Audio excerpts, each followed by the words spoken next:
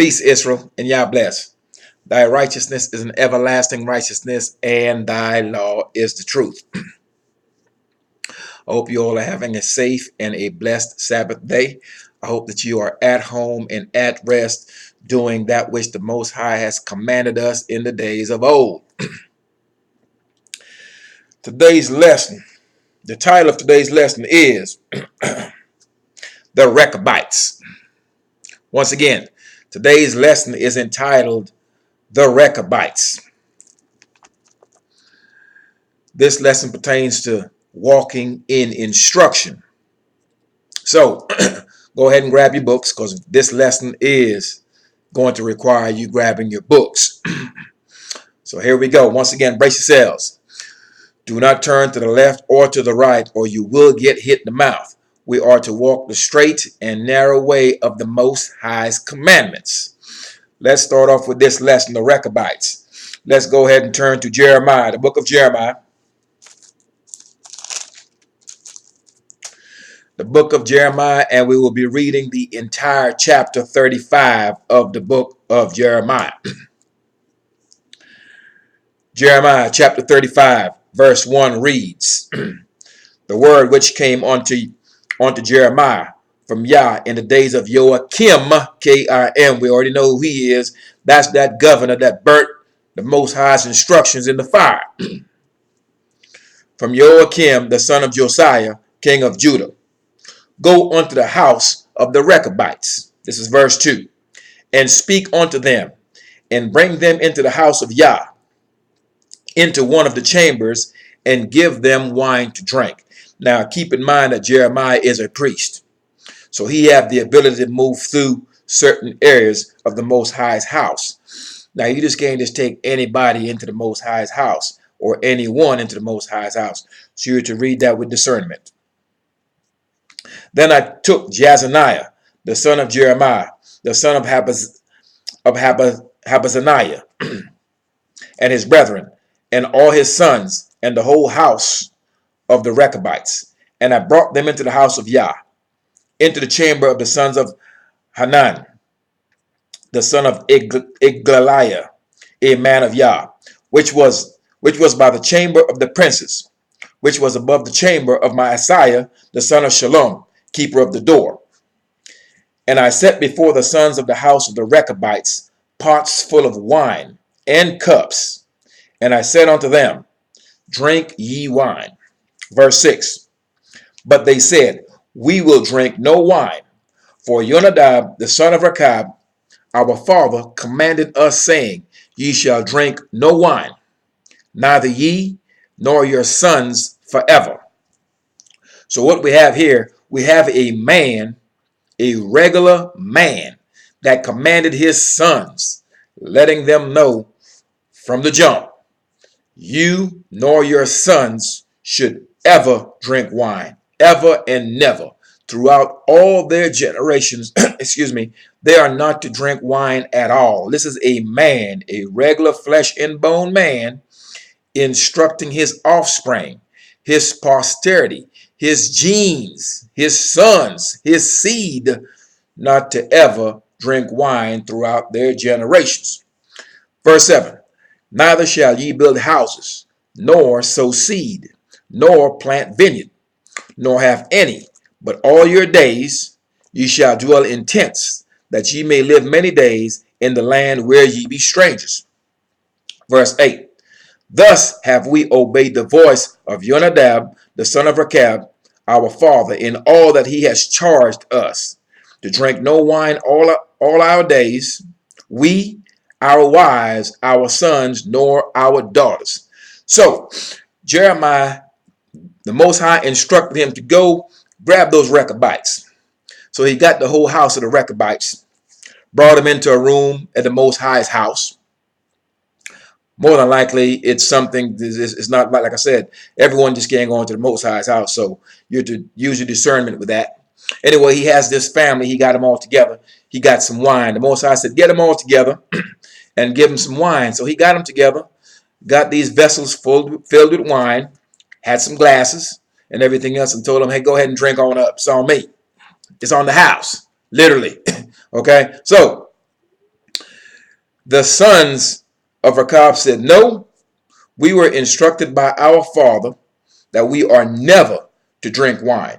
We are not to drink it. Our sons are not to drink it. Our daughters are not to drink it. And our wives are not to drink it. So he is refusing it because he is walking in the instruction of his father. They all are walking in the instructions of their father. And keep in mind, it was instructed that their wives shouldn't do it either, which means the wife of the Rechabites were walking in the instruction of their husbands. I want to let that soak in for a minute. All right. Now, verse 9, nor to build houses for us to dwell in, neither have we vineyard, nor field, nor seed. So they weren't to build houses. They weren't to be in any manner of carpentry or any manner of husbandry. They were not to be farms. Verse 10, but we have dwelt in tents and have obeyed and done according to all that Jonadab our father hath commanded us. So these are regular men whose father gave them instruction, and they were walking in the instruction of their father's house. Verse 11, but it came to pass when Nebuchadnezzar, king of Babylon, came up into the land that we said, come and let us go to Jerusalem for fear of the army of the Chaldeans and for fear of the army of the Syrians. So we dwelt at Jerusalem. Verse 12, then came the word of Yah unto Jeremiah, saying, thus saith Yah of hosts, the strong one of Israel, go and tell the men of Judah and the inhabitants of Jerusalem, will ye receive instruction? Will ye not receive instruction to hearken to my words, saith Yah? So what the Most High is showing Jeremiah is that, look, these Rechabites are walking after the instructions of their father. And their father is nothing but a regular flesh and bone man. So now that you see how dedicated and how disciplined the Rechabites are as far as walking in the instructions of their father, go and talk to these men of Israel and ask them, why are they not receiving my word? Will they continue to walk contrary to my instruction? Verse 14, the words of Jonadab, the son of Rechab, that he commanded his sons not to drink wine are performed. So these men are doing exactly what their fathers have commanded them. For unto this day they drink none, but obey their father's commandment. Notwithstanding, I have spoken unto you, rising up early and speaking, but ye hearkened not unto me. Verse 15, I have sent also unto you all my servants the prophets, rising up early and sending them, saying, return ye every man from his evil way, and amend your doings, and go not after idols to serve them.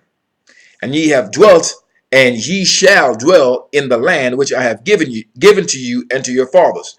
But ye have not inclined your ear, nor hearkened unto me. So the Most High is saying, the sons of Rechab, these Rechabites, these men are disciplined. They are walking after the instructions of their father, a regular man. Here I am, I have created you, empowered you, delivered you, and you refuse to listen to me, and I'm the creator of all things. This is what's happening right here. Verse 16, because the son of Jonadab, the son of Rechab, have performed the commandment of their father, which he commanded them, but this people hath not hearkened unto me. So the Most High is saying, here we have it. These Rechabites are obeying the commandment of their father. Here I have these people over here who I've chosen for myself, whom I have delivered from the enemy, whom I have protected, whom I have clothed, whom I've protected, whom I've instructed, and they will not listen to anything I've got to say. All right. You need to keep that in mind. Verse 17, therefore, thus saith Yah, Yah of hosts, the strong one of Israel, behold, I will bring upon Judah and upon all the inhabitants of Jerusalem all the evil that I have pronounced against them. Most High bringing evil onto the house of Israel. He did not dial up Satan for this. Isaiah 45 verse 17. The Most High creates good and evil. Anything you see is the Most High at work. Stop blaspheming the Most High and stop giving praises unto some made up entity called the devil. Stop it. The Most High is responsible for all things that you see. So here he's sending evil after the south. Okay, he's sending evil after Jerusalem and the men of Judah. And he did not dial Satan for this. Now, because I have spoken unto them, but they have not heard. I have called unto them, but they have not answered. If you go in the back of this book, they're pulling words out of Jeremiah and other places of the book of remembrance, talking about JC called on somebody and they didn't answer. So these words are the words of the Most High. Verse 18, and Jeremiah said unto the house of the Rechabites, thus saith Yah of hosts, the strong one of Israel, because ye have obeyed the commandment of Jonadab your father, and kept all his precepts, and done according unto all that he has commanded you. Verse 19, therefore, thus saith Yah of hosts, the strong one of Israel, Jonadab, the son of Rechab, shall not want a man to stand before me forever. All right. That concludes Jeremiah chapter 35, the Rechabites. All right. Here you have a man who gave instructions unto his seed, unto his sons, that they shall drink no wine at all. They shall not be farmers, and they shall not build houses, and they should not live in houses. That instruction was given to this man's sons and his daughters. And the sons were to ensure to carry out the same instructions with their wives. Their wives were to be in adherence to those instructions. And so the Most High saw the discipline of the Rechabites, and he wanted to show Jeremiah clearly how disciplined the Rechabites were and how they were able to follow after the commandments and the precepts of their father. And he wanted to show Jeremiah the contrast between the Rechabites, who were obedient to their father, a regular man, versus the house of Israel, to show the dynamic between the two. All right? And how vastly different they were. So that is why he had to bring these Rechabites and present wine before him. The Most High wanted him to do that, so he can see clearly the difference in the discipline and the commitment between the men that was down in Jerusalem and these men called the Rechabites, the whole entire family. So the Most High has redeemed a people for himself, the house of Israel. Redeemed them, his son, his firstborn, redeemed them out of Egypt, walked them through the wilderness, protected them, parted waters for them, prepared a place for them, delivered them, kept us healthy through the wilderness. All right, our feet didn't swell or anything like that. We were preserved through the wilderness and throughout the captivity in Egypt, etc. We were placed into a land that he specifically chose for us. We were protected, etc. And we were the head of all nations. However, we became undisciplined. When the Most High called, we would not answer. We wanted to do our own thing. That's like democracy. You get to pick and choose exactly what you want to do and when you want to do it. And it doesn't work that way. So due to the lack of discipline and our rebellion, we got the boot out of the land. And so the Most High wanted to show Jeremiah how committed the Rechabites were. So now, the Rechabites were so committed that the Most High will always have a man of the house of Rechab that will stand before him. So here you have a regular man gave his sons instructions and his daughters, and because they were so faithful to the commandment of their father, that the Most High will always preserve the seed of Rechab to stand before him. That's how powerful discipline, dedication, and commitment is. Unwavering. So, the same is to be done for the children of Israel. Through our commitment, dedication, and discipline, the ones of us who are able to do this, our seed will be preserved, just like the seed of that man Rechab, to where one of our seed, our children, will always stand before the Most High. But This will only happen for those of us who have returned, who are disciplined enough to walk within the laws, statutes, judgments, and precepts of the Most High. We should understand clearly and we should know that the wicked man and his seed will be uprooted from the earth. They will be killed. He will not be here, neither will his children, for he lacks commitment and he is rebellious against the words of the Most High. So, these are some of the things that we're to take from this lesson pertaining to the Rechabites. Most importantly, here's the lesson I would like you to take from this. This is a man who gave his children instruction. They walked within it. I've had a discussion with a Gentile and some other Israelites that are just woefully ignorant. When you're dealing with a blind person and a deaf person, keep in mind that they are dumb. And you cannot argue with dummies.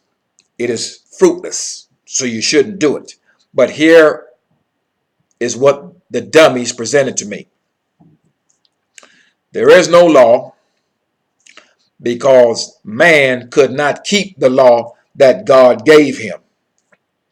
So therefore, since man could not keep the law that God gave him, therefore God sent his son to die for man, to take all those laws and wipe them away, etc., yada, yada, yada. You know that garbage.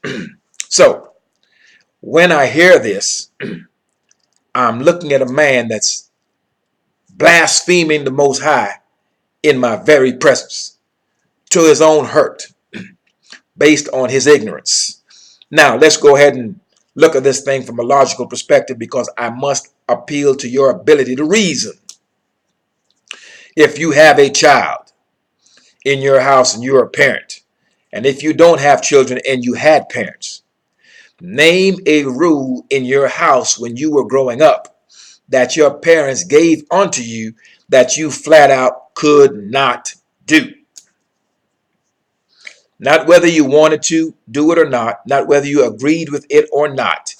Name a rule that your parents instilled in your house, a commandment that they gave that you flat out could not do. It's never happened. Now, if you are a parent and you have given rules and instructions to your children or your child, name a rule that you have given your child that they flat out could not do. It was impossible to perform. It's never happened. It's never happened. So, be careful, be mindful when you blaspheme the Most High by saying that the Most High gave his sons and daughters laws that they could not keep. Do you realize how stupid that is? Do you realize how blasphemous that is? That a regular man, your parents never gave you rules that you couldn't keep. You have never given your children rules that they couldn't keep. But the creator of heaven and earth, who created man and everything upon it, he's going to give man, whom he created, rules and regulations that the man can't keep. Do you realize how blasphemous that is? You're making the Most High out to be some kind of a fool. It's silly of you. So, this lesson pertaining to the Rechabites makes it plain that the Most High had respect unto these Rechabites, had respect unto them because of their commitment.